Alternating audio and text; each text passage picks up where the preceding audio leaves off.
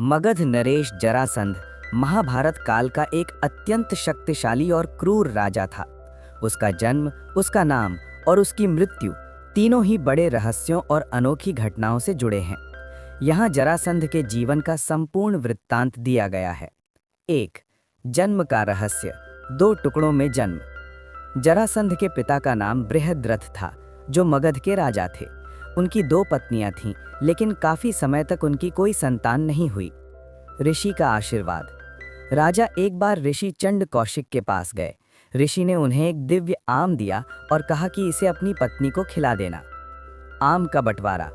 राजा ने अपनी दोनों पत्नियों से समान प्रेम के कारण उस आम के 2 टुकड़े कर दिए और दोनों को खिला दिया। अजीब जन्म। इसके परिणाम स्वरूप दोनों रानियों ने एक एक बालक को जन्म दिया, लेकिन वे बच्चे अधूरे थे।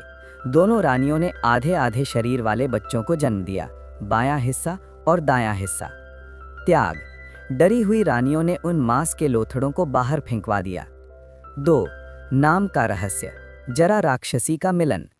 जब उन 2 जीवित टुकड़ों को बाहर फेंका गया, तब वहां से जरा नाम की एक राक्षसी गुजरी। उसने जैसे ही उन दोनों टुकड़ों को आपस में जोड़ा, वे दोनों हिस्से जुड़ गए और एक हट्टा कट्टा बालक बन गया। जुड़ते ही बालक जोर जोर से रोने लगा। जब राजा बृहद्रथ बाहर आए तो राक्षसी ने बालक उन्हें सौंप दिया।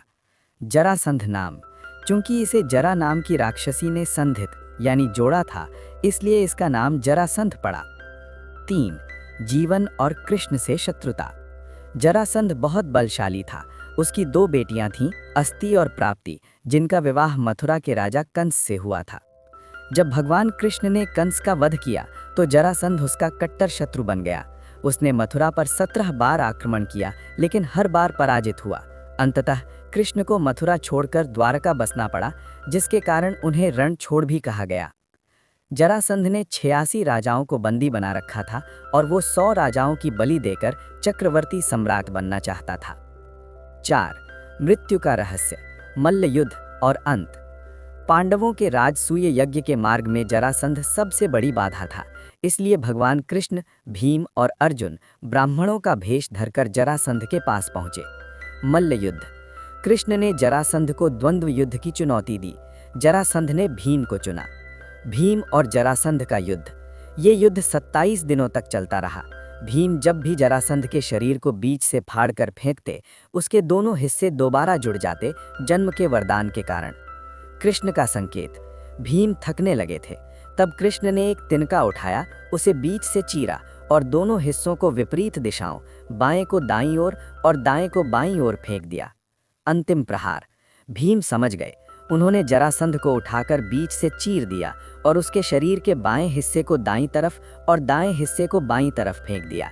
इस तरह विपरीत दिशा में फेंके जाने के कारण जरासंध का शरीर दोबारा नहीं जुड़ सका और उसकी मृत्यु हो गई। जरासंध की शक्ति का रहस्य उसके शरीर के जुड़ने में था और उसकी मृत्यु का रहस्य उसे विपरीत दिशा में फेंकने में था। अगर आपको कहानी अच्छी लगी हो तो कमेंट में जय श्री कृष्ण जरूर लिखें और ऐसे ही जानकारी के लिए वीडियो को लाइक और चैनल को सब्सक्राइब जरूर करें। धन्यवाद।